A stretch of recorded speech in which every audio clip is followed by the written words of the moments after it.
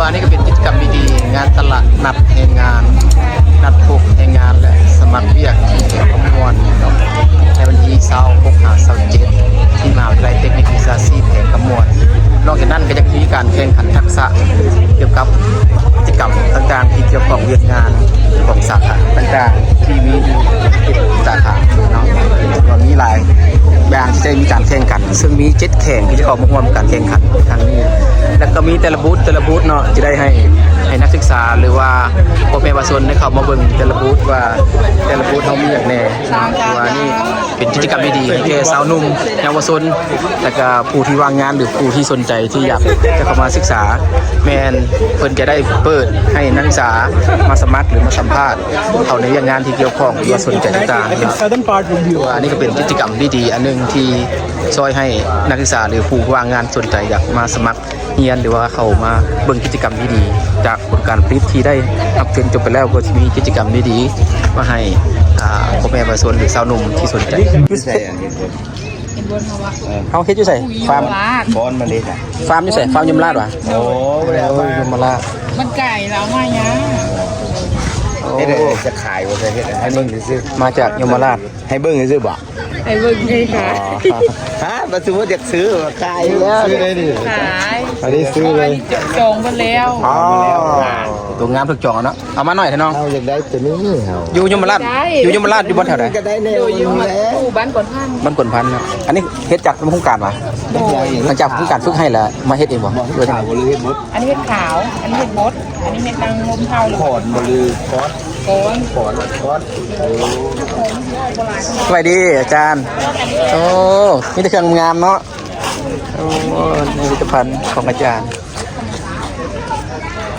ใส่สุดตะกี้ซื้อไปไหม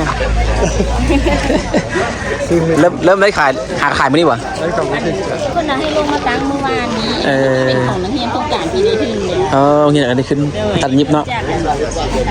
ของวีเตสนี่ผลงานของวีเตสดีเอาได้ขายหลายได้ขายหลาย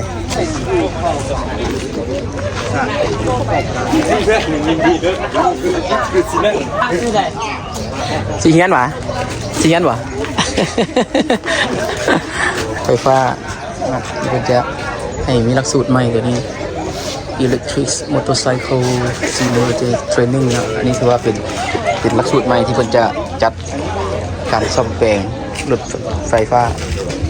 จะมีการเสริมช่วยนี่ผู้ประกอบการงานมาเลาะชมสวัสดีฮะ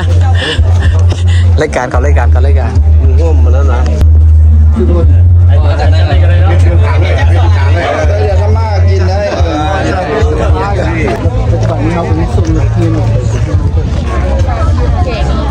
มื้อนี้เพิ่นบ่ได้มาเป็นนักเรียนแค่เดียวก้อนละ100บาทขายไว้ของสาวหนุ่มเป็นเฮ็ดอย่างนี้ฮะการเยี่ยมบูธมันใหญ่ใช่ไหมท่านพี่โอ้แขกที่มาเยี่ยมชมอาหารมันดีแล้วมาชมกันสบายดี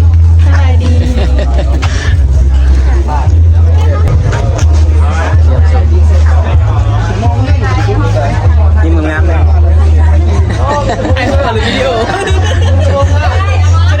ผ่านในว่าเขาครับทำพนักงานมีสาขาเนี่ยหรือมีตำแหน่งอย่างเนี้ยพนักงานเขาจะปฏิบัติเขาจะหักประมาณ10 กว่าตำแหน่งเขาจะมีสาขาปริญญาตรีรับแล้วก็ชั้นสูงส่วนชั้นสูงจะมีพวกเหมือนที่นะคะวัตถุดิบและอะไรพวกนี้จะเป็นสายบริหารได้จ้ะส่วนจุดปริญญาตรีจะเป็นพวกวิศวกรเองวิศวกรเกิดจากถือว่ามีหลายเนาะแม่คือใจมาสมัครได้เนาะเขาจะมี QR code ให้สมัครแบบออนไลน์ได้เลยหรือว่าจะกดเข้าทางเพจ Facebook เขามีถ้าเขาเป็นพนักงานนี่มีนโยบายอะไรสวัสดิการของพวกเขามีหลายเลยในเรื่องการดูแลพนักงานต่างๆเรื่องรถรับส่งที่พักแล้วก็เงินค่าครองชีพเงินค่าอาหารต่างๆเนาะโรงงานเราตั้งอยู่แถวไหนโรงงานเราบริษัทตั้งอยู่เมืองมหาทรายบางบัวโอ้ดีตอนนี้เขามีพนักงานหลายแบบไหนตอนปัจ ปัจจุบันนี้พนักงานรวมๆถ้าตีเป็นเงินถึงประมาณ200 200 เฉพาะคนลาว คนลาวครับขอบใจเด้อสบายดีแฟนครับเขาจะให้แฟนคลับมาชมกิจกรรมการแข่งขันทักษะเกี่ยวกับฝีมือแห่งงานเนาะที่มาจากเจ็ดแข่งที่เขามาร่วมอยู่วิทยาลัยเทคนิควิทยาชีพแข่งขมวนเขาเบิ่งว่ากิจกรรมการแข่งขันทักษะที่มีอย่างแน่มาชมกัน ของข้างสุทางให้งานมันก็ว่ามาทางสนุมก็ได้ว่ามาเกี่ยวกับน้องๆของอัดก็จะสาขาซีที่บางครับ ตัวกิน เห็นคนอื่นเฮียรังเฮียต่างสมมติจะสีเห็นคือโอ้บึ้งคือคักคือเท่คืองามสมมติแล้วเป็นตามโมแต่วันนั้นจุดนั้นมันแสดงเห็นถ้าเห็นว่าเขายังโบทันมีจุดยืนหรือว่ายังโบทันต้นผมตัวเองว่าเขามาฉะนั้นตัวนี้สำคัญของน้องอันนี้เฉพาะผู้ที่จะกำลังสอบครับเสียบยอดม่วง มีเรียกให้กับแทนที่ติดตามข้างแมนยูกับข้างที่เขามาผมอาจจะมักจะมีแต่ว่าภาพมากแล้วมีโอกาสในการเรียกแข่งกันทำตัวนั้นเขาต้องทำตัดสินใจกัน ตัวไป ว่าเขาชื่อเรียกตัวไหน แข่งอัตตปืน ลักษณะเดียว แข่งอัตตปืน คือเฮียแต่เถื่อนี่เป็นการทำหรือสิ่งอย่าง การแข่งขันกำลังดูเดือดตอนนี้ นี่เป็นการตัดสินใจของผมลองตรงในเรามีแผนและมีการทำในพิจารณา ต่อมาก็แข่งสารวัตร แน่นอนอยู่ในโรงเรียนของเราโอกาสของเขาทำกันอย่างการการจัดงานพวกเขาก็มีจุดเที่ยวที่เขาซื้อของเขาบางคนให้คำปรึกษาของพวกเราทางเรียนนะคือตามกันทางเรียนขมวลก็มีอยู่ดี แข่งขมวน ก็ต้องไปปรึกษาปรึกษาจอด อันนี้กันเรากิน Yeah.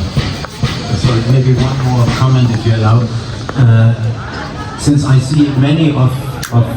you are very young, มีตัวสำเร็จ if you look a little bit into the future, there is the ASEAN integration progressing.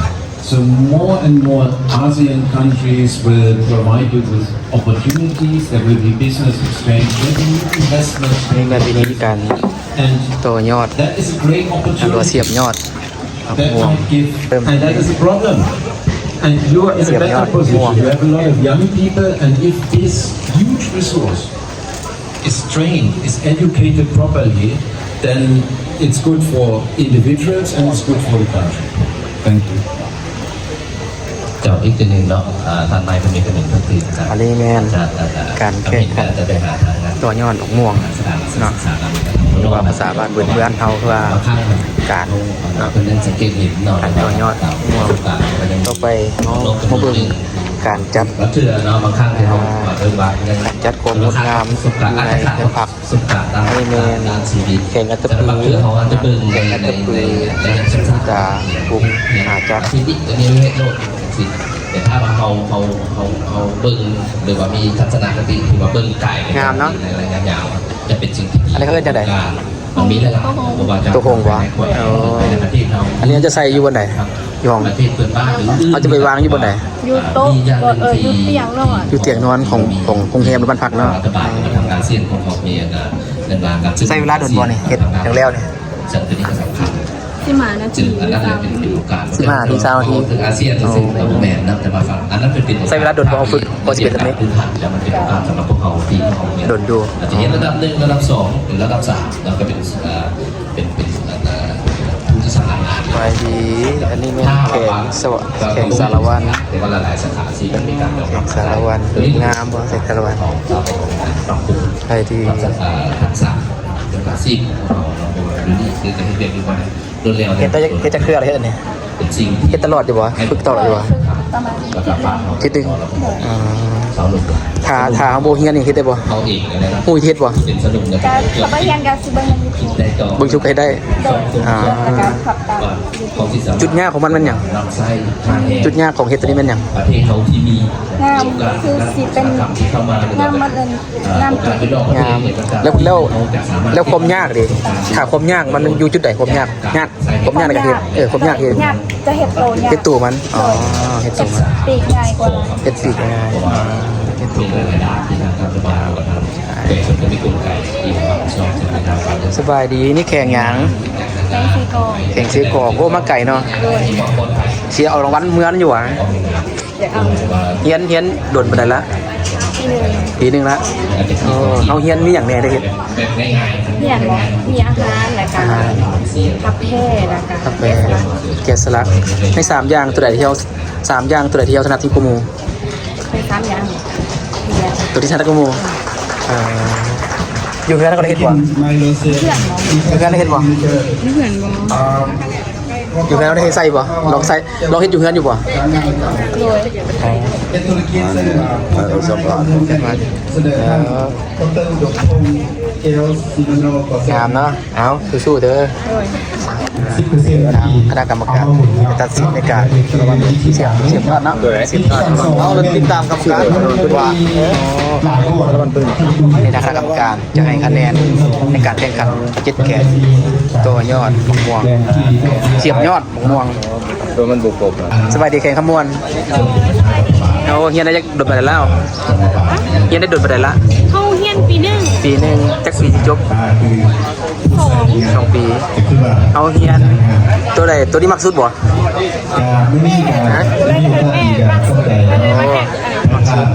เคยพับอยู่เงินบ่เคยพับอยู่เงินทำบ่ เท่าไหร่สิภาพแต่มาภาพยงเฮียนเงินกับภาพ มักไอ้สุดมักเฮ็ดตัวใดเฮ็ดหัวหรือเฮ็ดปีก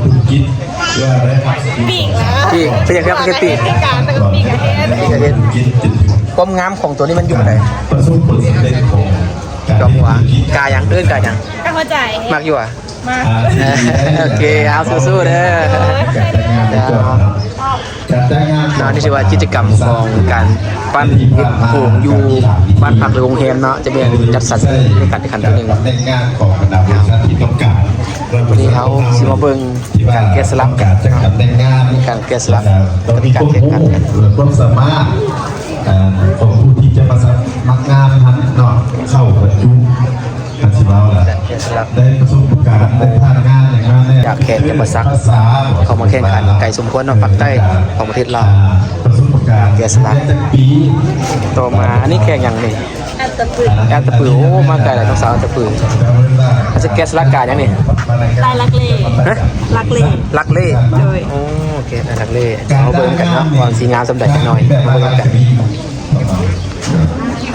และการจ้างแจ้งมอบเหมาแบบหน้าเบี้ยก็มี อันนี้แข่งสารวัน หลังจากจุ๊บ ลังกาเกียง หน้าเบี้ยหลังจากจุ๊บสัญญาได้เงื่อนไขรายการแล้ว แข่งกันกันดูเดือด ตัว กัน นี้ เลย มีและการ แข่งกันจริง สำคัญที่สุดเราแม่นว่า เรามาแข่งขมวน ถ้าเป็นพนักงานประจำโรงการนั้น สบายดีตั้งใจเด้อ ในคนที่มีควบคุม เอาสิแกะสลักกาอย่างนี้ ความรักเล่รักเล่กันนะเราก็ต้องได้สัมภาษณ์เอาเนาะฉะนั้นพวกน้องๆของนะที่ยังมีโอกาส ถือว่าเริ่มงามแล้ว การแข่งขัน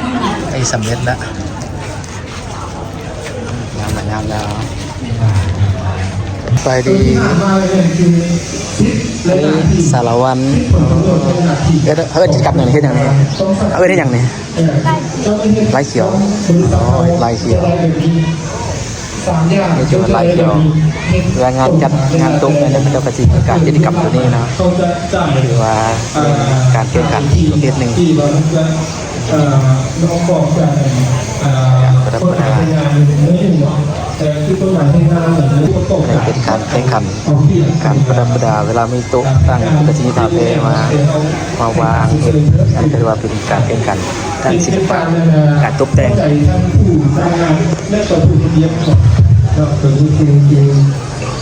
ปเสร็จแล้วทั้งหมด